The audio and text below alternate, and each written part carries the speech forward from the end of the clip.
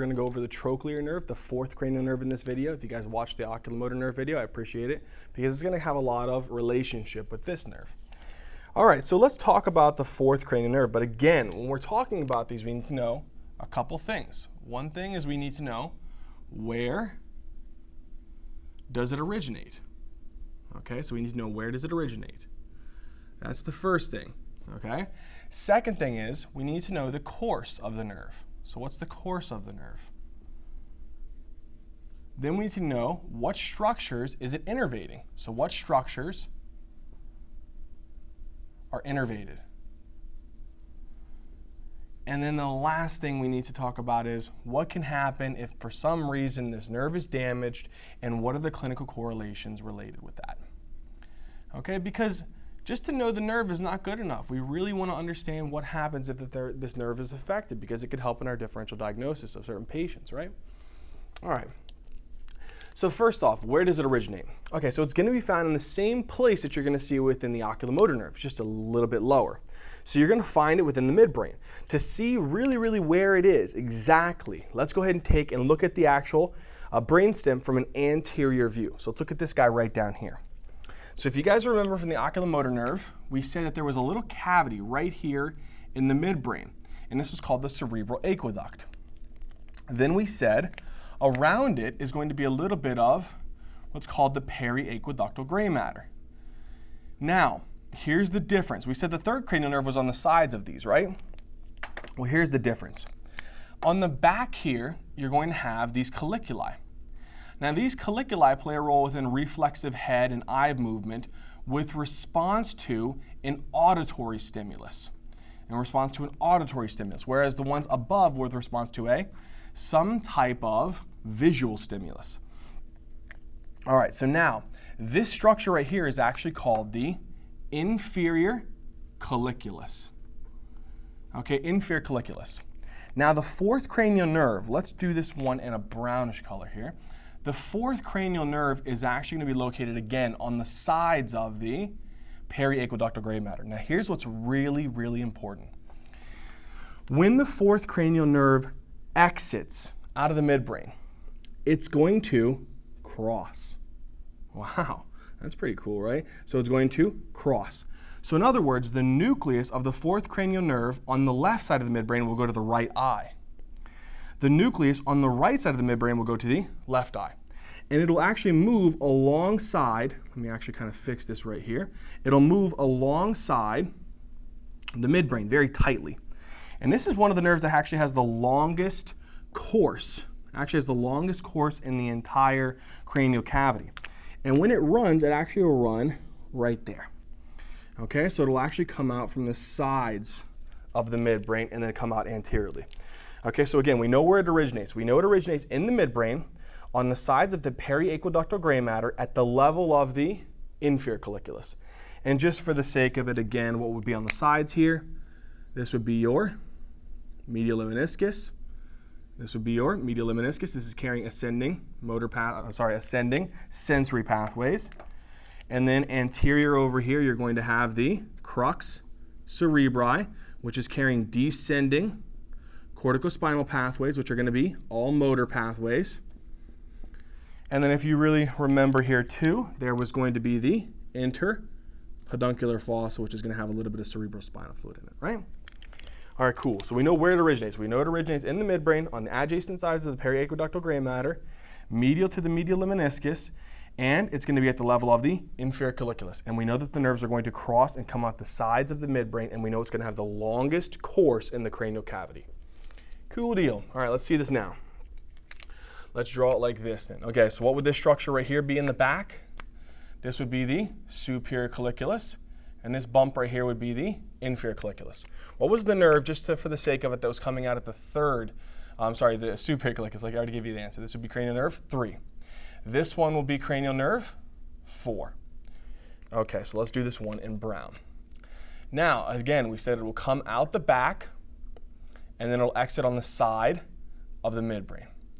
Now, when it exits out of the midbrain, what structures are nearby along its course? Well, guess what? Remember the arteries that were very close here, also with the for the third cranial nerve. You want to see that again, guys? Here, I'll show you. Remember here we have the vertebral arteries. They were coming up through the transverse foramina, and then they come together and they form the basilar artery. And then the basilar artery gives way to a posterior cerebral artery, right? And then they'll have the posterior communicating arteries, which will help to be a part of the circle of Willis. And then it also gives off another branch here, which is called the superior cerebellar artery. So what were these two arteries here? One was called the superior cerebellar artery, and the other one was called the posterior cerebral artery. And what are we saying here? We're saying that the fourth cranial nerve is actually going to come under the actual posterior cerebral artery and above the superior cerebellar artery. So it comes under the posterior cerebral and above the superior cerebellar artery. Why is that relevant? Just like it was for the oculomotor nerve. Because if for some situation there is some type of aneurysm, so posterior cerebral artery, and then this one will be the superior cerebellar artery. If there is some type of aneurysm that develops on the posterior cerebral artery more commonly, it will actually compress the fourth cranial nerve and cause fourth cranial nerve palsy. Same thing is the uncus. If there's an uncal herniation, it's more common with the third cranial nerve, but it can also compress the fourth cranial nerve. All right, cool. And then what happens? The fourth cranial nerve will run, continuously traversing anteriorly, and it'll come up to this next structure here. And if you guys remember from the third cranial nerve, this was called the cavernous sinus. It was a nice dural sinus located within the actual, what is this right here? You know, this is the posterior cranial fossa, this is the middle cranial fossa, and this is the anterior cranial fossa, and this is the orbital cavity, right? And the middle cranial fossa, for example, if I kind of show this from a kind of a posterior superior view, let's say here is a part of that sphenoid bone, and then right here is your sella turcica, and then here is your pituitary, not your balls, that's your pituitary gland, all right? And then what was this part right here? If we were to kind of separate down the line here, we know that we had a sinus right here, and we know that we had a sinus right here, and that was the cavernous sinus. And again, we said here was the cavity of that sinus, that dural sinus, where the internal carotid artery runs up through here. We also said that the internal carotid artery runs up through this through this dural sinus. But we said, what was that nerve that actually ran in the lateral wall? Remember there was a lateral wall? It was the third cranial nerve. It ran there. Guess what other nerve is going to run there? The fourth cranial nerve. So the fourth cranial nerve is just going to run inferiorly in the lateral wall of the cavernous sinus. So look at this. It's going to run right here. And again, what nerve would actually be running right above it if we were to show it here? This would be cranial nerve 3, right? And this would be running right above it. Okay, so it's going to run in the lateral wall of the cavernous sinus. When it runs in the lateral wall of the cavernous sinus, it's going to exit out of the lateral wall of the cavernous sinus and enter into this big gaping hole here called the superior orbital fissure. So then it's going to go into what's called the superior orbital fissure. So what is this hole right here called? Superior orbital fissure. And again, what is this big sinus here called? This big sinus is called the cavernous sinus. And just for sake of anatomy here, what is the hole here? This would be the foramen lacerum. You know that you have what's called a carotid canal. You have this carotid canal.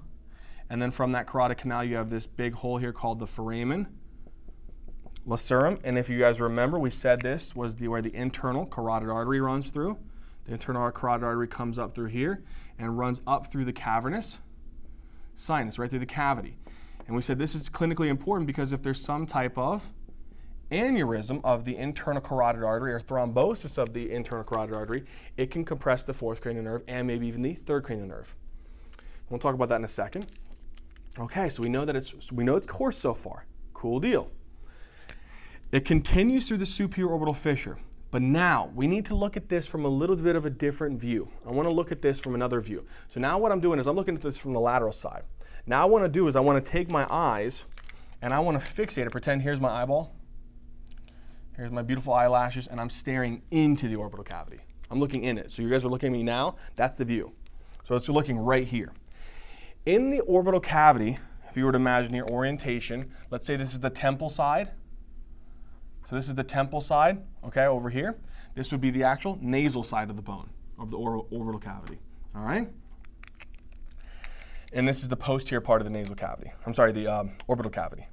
Now, you have a little hole here, this hole here.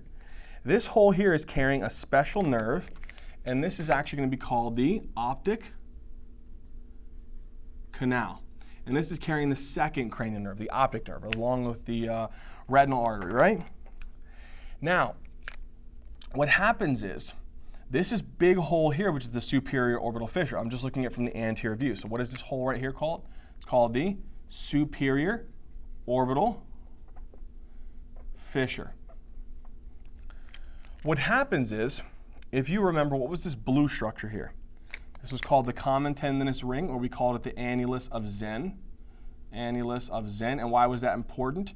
It's because it's the origin. The immovable part here, that's for the actual extraocular eye muscles, primarily that of the superior rectus, that of the medial rectus, that of the inferior rectus, and that of the lateral rectus. So SR is superior rectus, MR medial rectus, IR inferior rectus, LR lateral rectus. And if you guys still want to know here, about right here would be the origin for the levator palpebra superioris. I'm going to put levator LV palpebra superioris. What happens is, if you guys remember from the third cranial nerve, he came in here and he broke into two branches, right? He had a superior branch and he had an inferior branch. And I told you, just as a little tidbit, that there was another nerve running right between them, which was a branch of the trigeminal nerve called the nasociliary nerve. This is moving through that central opening within the common tendinous ring. Outside of the common tendinous ring is actually going to be three other branches. What are these three other branches? Okay. These three other branches, I had a professor tell me this one time. You can remember this little mnemonic. It goes liver, function, test. And that's not actually what it stands for, but I want you to understand here that the L is actually standing for the lacrimal nerve. This is actually the lacrimal nerve, which is a branch of the trigeminal nerve. Over here is F. F stands for frontal nerve, which is another branch of the trigeminal nerve. You know, that's what it's called, the ophthalmic division. The ophthalmic division gives way to a nasociliary, a lacrimal, and a frontal. Here's the important part. And we should actually make this brown. Why? Because T stands for trochlear nerve. The T here stands for trochlear nerve. So we'll put T here, and the T is for cranial nerve 4. And cranial nerve 4 is actually going to be what? The trochlear nerve. Okay, so we know that it's moving outside the common tendinous ring in the superior orbital fissure. Then, when it comes out, it supplies a very, very important muscle. Now we can look at it in this view. Okay, so we know it's moving through the supraorbital fissure. We know it's moving outside of the common tendinous ring, along with the lacrimal branch of the trigeminal nerve and the frontal branch of the trigeminal nerve. And look what happens to this bad boy. It comes to this muscle right here and supplies him. What is this muscle here? This muscle actually is kind of running within the nasal side of the actual orbit. And what it does is it courses along the nasal side, and then it runs through this little like groove, kind of like a little like hook. And that little hook there is actually called the trochlea. So it's called the trochlea. What happens is this muscle runs through the trochlea and gives off kind of like a tendinous connection here that attaches to the actual eyeball on the superior and kind of like lateral aspect of the eyeball. And now what it does is it does something really, really cool. It performs three functions. Well, first off, I didn't even tell you, what is this muscle? What is this muscle actually called? This muscle here that's running kind of within the nasal side of the orbital cavity runs through this trochlea and has its tendinous connection that are connecting right here on the actual superior, right, and a little bit posterior and lateral aspect of the eyeball. This muscle is called the superior oblique. When I was in anatomy and physiology, there was a way of being able to kind of remember these things, kind of like a little helpful tool here. You can remember SO4, LR6, and they kind of go ATR3, okay? what does this stand for? SO is superior oblique, served by the 4th cranial nerve. LR is lateral rectus, supplied by the 6th cranial nerve, and ATR is all the rest, is supplied by the 3rd cranial nerve. So I want you guys to remember that the superior oblique is actually supplied by the 4th cranial nerve. Now that we know that, we need to know what the actual superior oblique is doing. So we know where it originates, we know the course of it, we know what it innervates, now what does it do, and then we'll talk about clinical correlations. All right, so the superior oblique has 3 functions. Okay, let's write its functions down over here because I want to talk about the clinical correlations over here. So 3 functions of the superior oblique. And it's pretty cool, but it's a terrible thing when someone has some type of palsy of this nerve, or this muscle due to the actual 4th nerve palsy. Okay, one of the main functions of it is it performs what's called intorsion of the eyeball, or it's called internal rotation. So imagine here, I'm going to draw an eyeball here, and we need to kind of get like an axis set up here. So let's say here's the eyeball right here like this. And then let's say I set up kind of like an axis. So let's say here's my y-axis right here. And let's say here is my x-axis right here. Okay?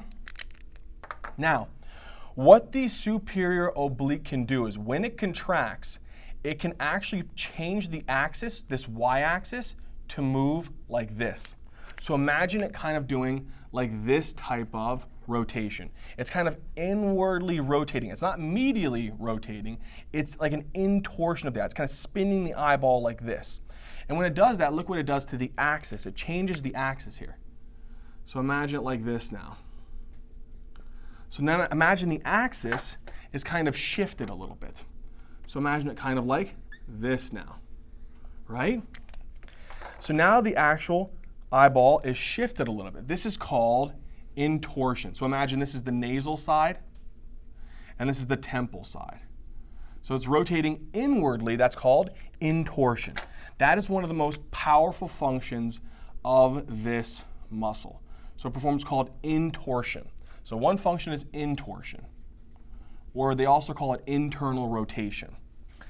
A second function is it actually causes, now this sometimes messes with people, it depresses the eyeball. Okay, let me explain why. Okay, so this is the tendinous connection here, right? When this muscle contracts, it actually pulls the muscle this way. So whenever it contracts, it's pulling this tendinous connection this way. Because when the muscle contracts, it's going to want to try to pull this way, which pulls this tendon this way. If it pulls this way, it pulls the eyeball downward in that action. So it pulls the eyeball downward. So when it's pulling this way, it's pulling the back of the eyeball down like this. So I could really even say it kind of like this. This is a better way of showing it. Is when it's pulling it downward like that. All right? So when it depresses the eyeball? Also, because of its connection, because it's kind of like at a different angle, when it pulls it down, it also pulls it down and kind of laterally rotates it too. So it kind of laterally rotates it. So what's the third function? The third function is it also laterally rotates eyeball. So 3 functions: lateral rotation, right? Depresses the eyeball, and intorsion. But of the most important one, I need you guys to remember this one. Why? Okay. Let's say for some situation, we'll talk about some causes that can actually cause 4th nerve palsy, but I want you to understand what it would look like if someone did have 4th nerve palsy. Because they're trying to do intorsion, that's its main function, intort the eye. If the main intorting muscle is affected, then what's the eye normally going to do? Extort. So if that's the case, then its axis is actually going to be pointed outward. So let's say here's a normal individual then. Let's get my normal axis set up here. Okay? Son of a gun. All right, here we go. So let's say here's my normal axis here, pointing up like this and pointing down like this, and pointing up like this and pointing down like this. Let's say that in this case, let's say right side is affected. So I'll put like a star here. The right side is affected. All right, so the right eye, fourth nerve, is actually affecting the superior oblique on the right side. And let's draw the x-axis kind of like here. Okay, x-axis here.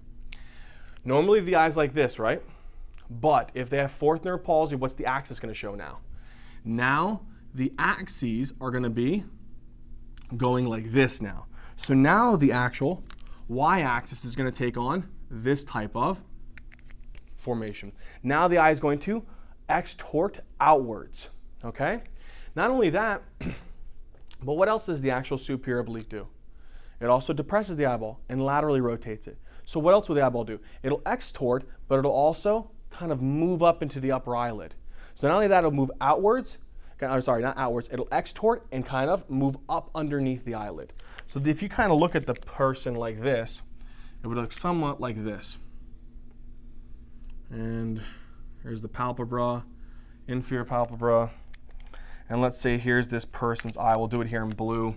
Again, it'll be kind of extorsion, and it might even be, let's actually hide it a little bit under the palpebra here. We'll hide it a little bit under the palpebra, and it's going to be kind of like this. So it's going to have extorsion. So where's the axis? The y-axis is going to be pointing. It's going to be pointing this way. And then the x-axis will be like this.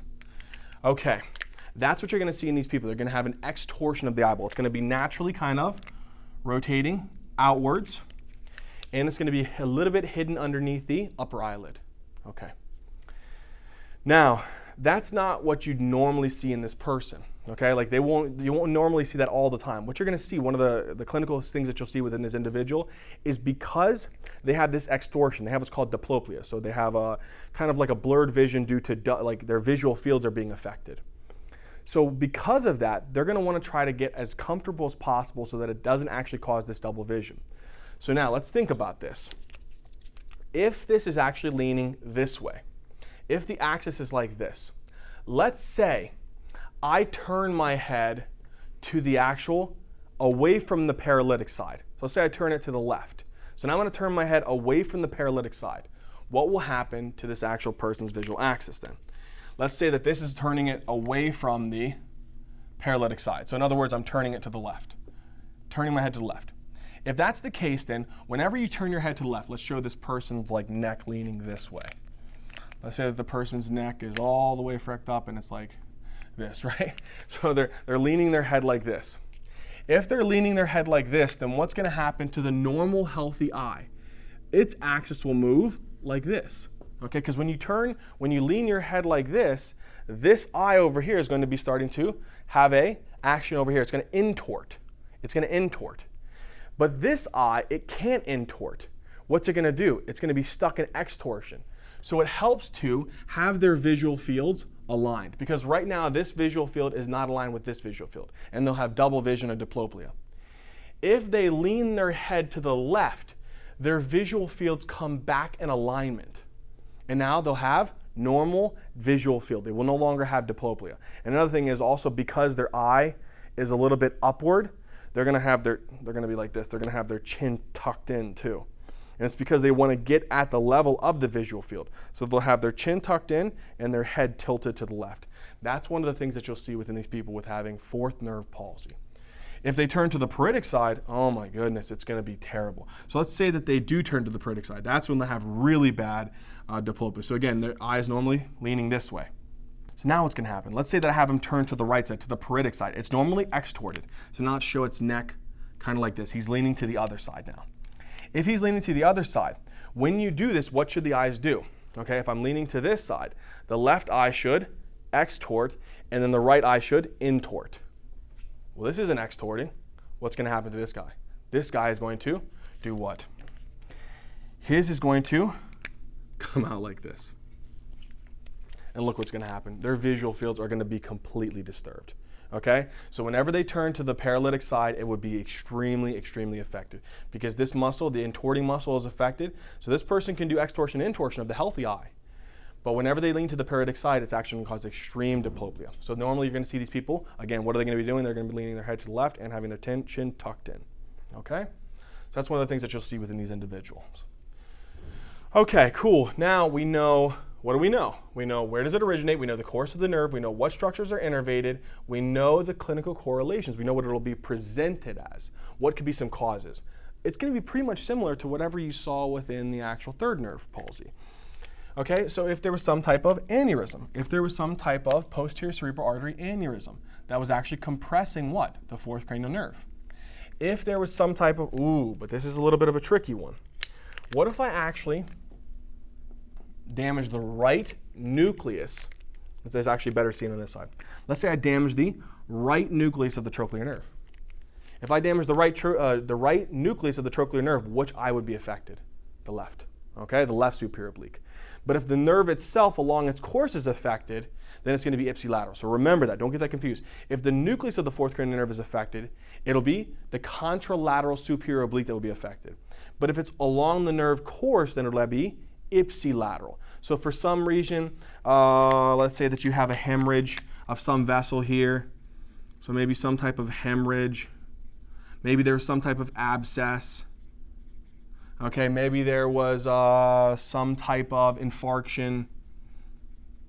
Maybe there was some type of demyelination of the axons within this area, whatever it might be. Okay, there's damage to this nucleus that's coming out before it actually exits out the back of the midbrain around the inferior colliculus. Okay? Now, let's say that that is the case. If that does it, they'll have that contralateral fourth nerve palsy if it's damaging the nucleus. Okay, but then we said again, if there's a posterior cerebral artery aneurysm, that could be compressing the fourth cranial nerve. That could be another cause. Another one could be some type of, what are we saying here? We said the cavernous sinus could be affected. Remember we said the internal carotid artery, if there's an aneurysm of the internal carotid artery, or we said if you have a really, really, really bad sinus infection that actually spreads up back into like the sphenoid sinus area and it actually moves up into the cavernous sinus and affects the internal carotid artery, the internal carotid artery can start having thrombosis. It produces a clot. And that clot could also affect the actual fourth cranial nerve and cause palsy. So again, it could be some type of cavernous sinus thrombosis. Another thing is, it runs along with the meninges. So if it runs along with the meninges, if there's some type of meningitis, so if there's some type of meningitis, for whatever reason, there's some type of viral meningitis or bacterial meningitis, this could also affect the fourth cranial nerve. A lot of different things that affect along its course. And then the same thing here is, you could even have a fistula too, but we're not going to talk about that. You could have some type of fistula that could develop here. Or if there's trauma to the orbital cavity. If there's trauma to the orbital cavity and somehow it actually damages the actual orbital cavity and it actually compresses this nerve or lacerates this nerve, then again you could actually affect the superior oblique that way too. So it could be due to some type of trauma also. So some type of blunt force trauma to the actual orbital cavity, right? All right, Ninja Nerds, so in this video we talked about a lot about the actual fourth cranial nerve. We talked about what? We talked about where it originates, we talked about the course of the nerve, we talked about what structures it's innervating, the functions of those structures, and we talked about the clinical correlations of how it'll present and what could be some of the actual possible causes of this fourth nerve palsy. I hope all of it made sense. I hope you guys really did enjoy it. If you guys did, please hit the like button, comment down in the comment section, and please subscribe. In the next video, we'll talk about the abducens nerve and the actual lateral rectus that it supplies. See you soon, Ninja Nerds.